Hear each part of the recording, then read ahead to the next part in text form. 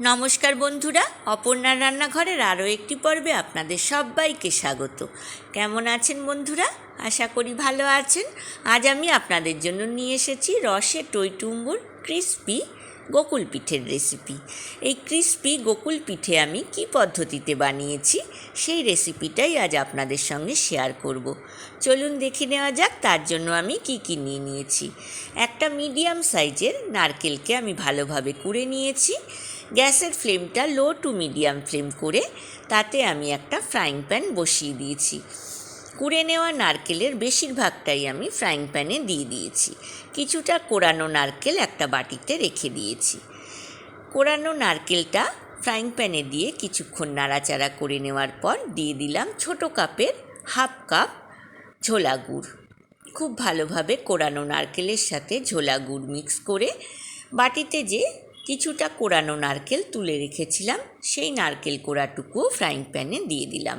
আমি এটা গোকুল পিঠের পুর বা স্টাফিং তৈরি করছি। বন্ধুরা যারা এখনও আমার চ্যানেলটিকে সাবস্ক্রাইব করেননি তারা প্লিজ আমার চ্যানেলটিকে সাবস্ক্রাইব করুন, লাইক করুন আর অনেক শেয়ার করুন। এইবার আমি দিয়ে দেব 1/4 কাপ খোয়া ক্ষীর। খোয়া ক্ষীরটা কিন্তু আমি বাড়িতে বানিয়েছি। খুব ভালোভাবে কোড়ানো নারকেল, গুড় আর খোয়া ক্ষীরকে মিক্স করে দিয়ে দিলাম ছোটো কাপের হাফ কাপ ঝোলা গুড়।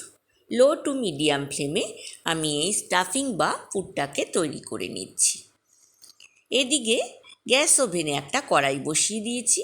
তাতে আমি দিয়ে দিলাম রুম টেম্পারেচারে রাখা 1 কফি মগ জল, হাফ কফি মগ চিনি আর দিয়ে দিচ্ছি 1 টিস্পুন এলাচের গুঁড়ো। গ্যাসের ফ্লেমটা কিন্তু আমি হাই ফ্লেমই রেখেছি।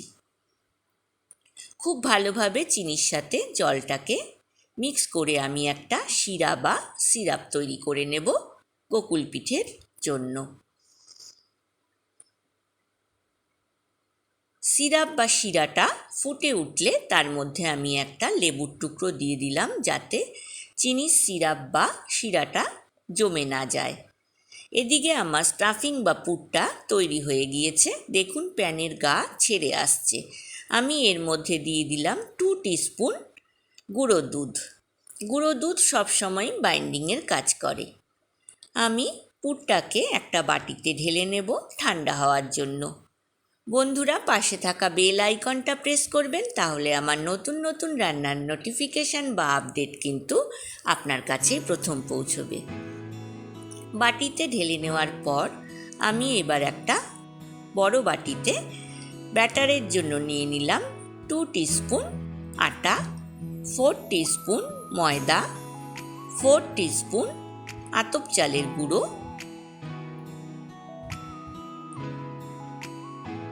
আর দিয়ে দেব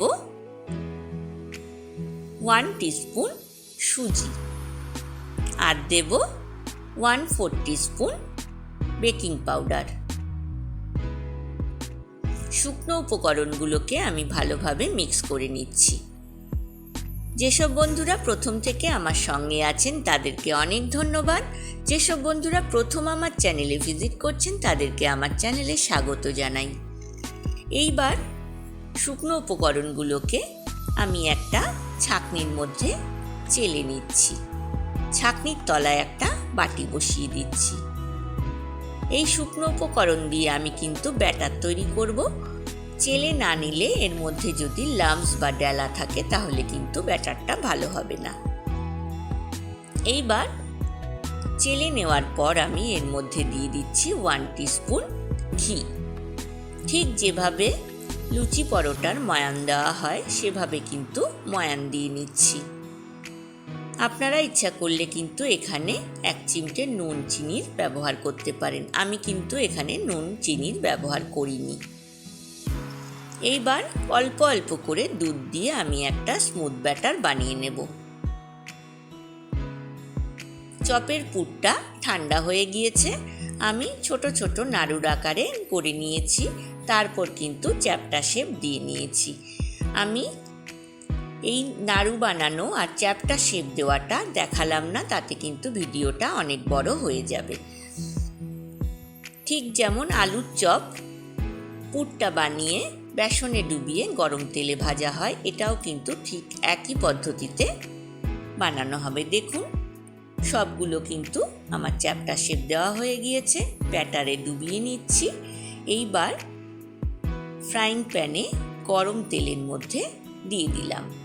গ্যাস ওভেনের ফ্লেমটা আমি লো টু মিডিয়াম রেখেছি। ফ্রাইং প্যানে আমি বেশ খানিকটা তেল অনেকক্ষণ আগে থেকেই হাই ফ্লেমে গরম করে রেখেছিলাম। এইবার আমি এক একটা করে পুর নিয়ে ব্যাটারে ডুবিয়ে গরম তেলের মধ্যে দিয়ে দিচ্ছি। প্রথম কিন্তু আমি ঝাঁঝরি দিয়ে পিঠের ওপরে তেল দিয়ে দিচ্ছি, তারপর কিন্তু আমি উল্টে দিচ্ছি। দু পিঠ লাল করে ভেজে তুলে নেব। দেখুন এভাবে ভেজে আমি সব পিঠেগুলোকে একে একে তুলে নেব।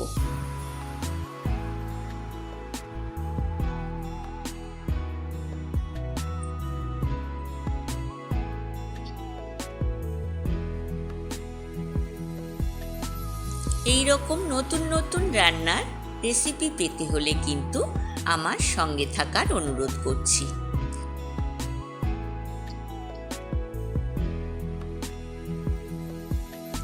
শীত চলে গেলেও স্টাফিং বা পুরটা গুড় না দিয়ে চিনির পুর দিয়ে কিন্তু আপনারা স্টাফিং বা পুরটা বানিয়ে নিতে পারেন। সারা বছরই কিন্তু গোকুল পিঠে বানানো যেতে পারে। ঘরে থাকা সামান্য কিছু উপকরণ দিয়ে কিন্তু এই গোকুল পিঠে বানানো যায়।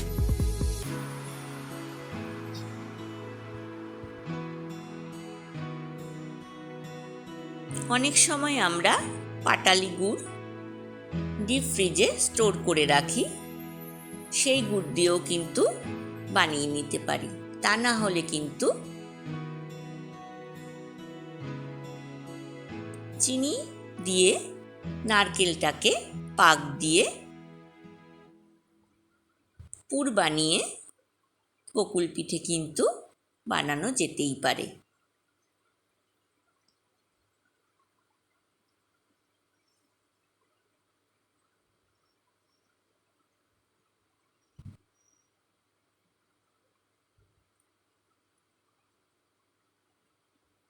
আতপ চাল বা ময়দা দিয়ে আপনারা গোকুল পিঠে বানিয়ে থাকবেন, তবে একবার আটা আর সুজি দিয়ে দেখবেন গোকুল পিঠের টেস্ট কিন্তু অনেক বেশি ভালো হবে।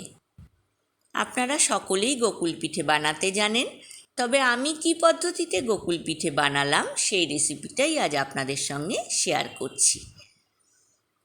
বন্ধুরা, আপনারাও বাড়িতে বানান, আমাকে কমেন্ট সেকশানে কমেন্টস করে জানাবেন আপনাদের কেমন লাগলো। সব পিঠেগুলো আমি ভেজে তুলে নিয়েছি, এইবার ঠান্ডা করে নিচ্ছি। চিনির সিরাপ বা রসটা রেডি হয়ে গিয়েছে, আমি লেবুর টুকরোটাকে তুলে নিচ্ছি। এইবার এক একটা করে পিঠে আমি কড়াইয়ের মধ্যে দিয়ে দিচ্ছি।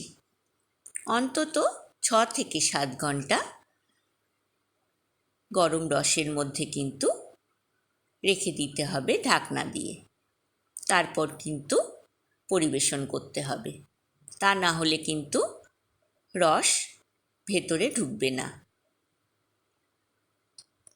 একদম ফুটন্ত রসে কিন্তু দেবেন না, হালকা গরম রসে কিন্তু সব পিঠেগুলো দিয়ে ঢাকনা দিয়ে রেখে দিতে হবে। দেখুন 6 থেকে 7 ঘন্টা চিনির সিরাপ বা রসে পিঠেগুলো রাখার পর দেখুন সবটা সিরাপ কিন্তু পিঠেগুলো অ্যাবজর্ব করে নিয়েছে।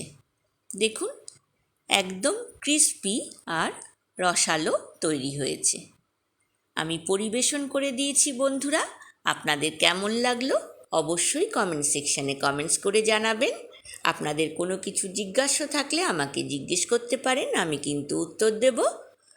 আজ এ পর্যন্তই বন্ধুরা, দেখা হবে আবার নতুন রেসিপি নিয়ে। ভালো থাকবেন, সুস্থ থাকবেন, ধন্যবাদ।